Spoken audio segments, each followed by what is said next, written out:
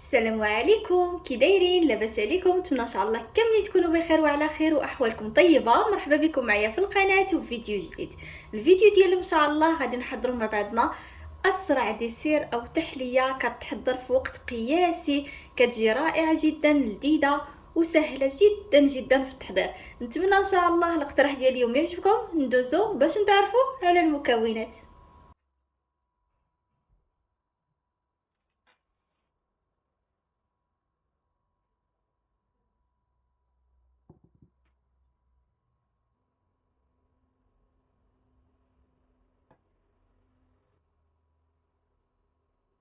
وبالنسبه للمكونات اللي غادي نحتاجوهم، غادي نحتاجو تشكيله من الفواكه. استعملوا اي نوع ديال الفواكه متوفر عندكم وكيعجبكم، ماشي ضروري تقيدوا بنفس الفواكه اللي استعملت انايا.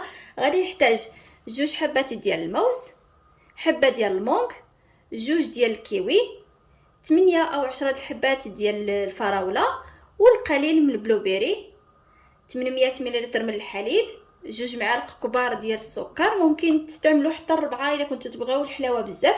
انا غادي نكتفي غير ب2 معالق لانه غادي نستعملوا فواكه، و2 ديال الفلان ديال الشينوا. هادو هما المكونات اللي نحتاجوهم. دابا ان شاء الله ندوزو لطريقه التحضير. اولا غادي ناخذ الفواكه ديالنا وغادي نقطعوهم قطع صغيره.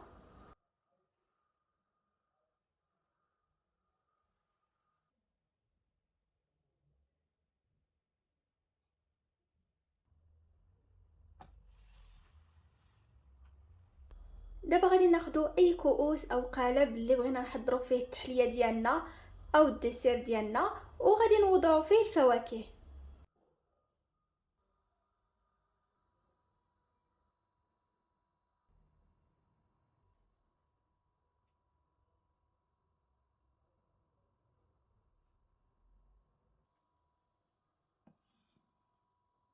ودابا في كاسرونه غادي نعملوا الحليب والسكر والفلان وغادي ندمجوهم جيدا. غادي نوضعهم على النار حتى يغليو لينا، وغادي نفرغوا الخليط ديالنا على الفواكه.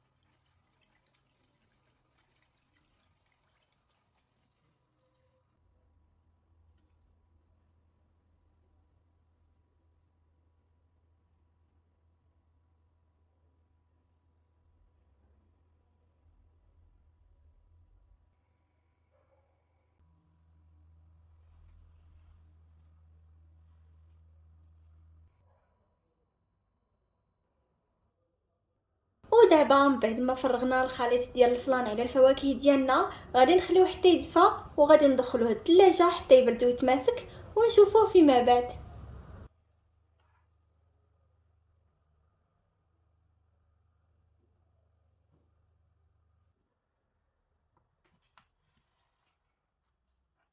ودابا رجعت لكم من جديد من بعد ما تماسكات التحليه ديالنا او الفلان ديالنا بالفواكه.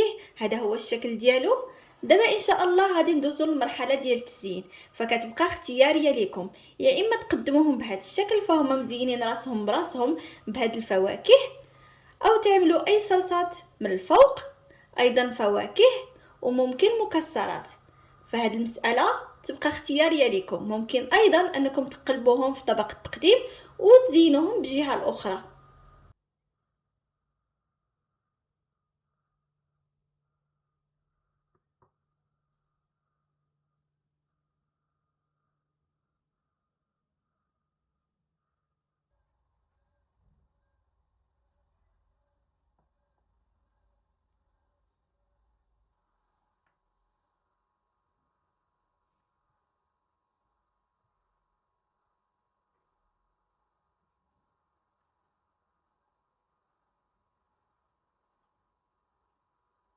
والتحليه ديالنا او الفلان ديالنا بالفواكه ها هو وجد كنقدمه لكم بالصحه والراحه. نتمنى ان شاء الله تجربوه، متاكده غادي يعجبكم بزاف بزاف. كيف لاحظتوا معايا سهل وسريع في التحضير، كيوجد في اخر لحظه ودغيا دغيا كيتماسك وتقدموه لعائلاتكم. نتمنى ان شاء الله الاقتراح ديالي اليوم يعجبكم. ولا عجبكم ما تنساوش تخليو لي لايك، تشاركوا في قناتي الا كنتوا اول مره تشوفوها، وفعلوا الجرس باش دائما يوصلكم جديد، وبارطاجيو الفيديو مع اصدقائكم واحبابكم.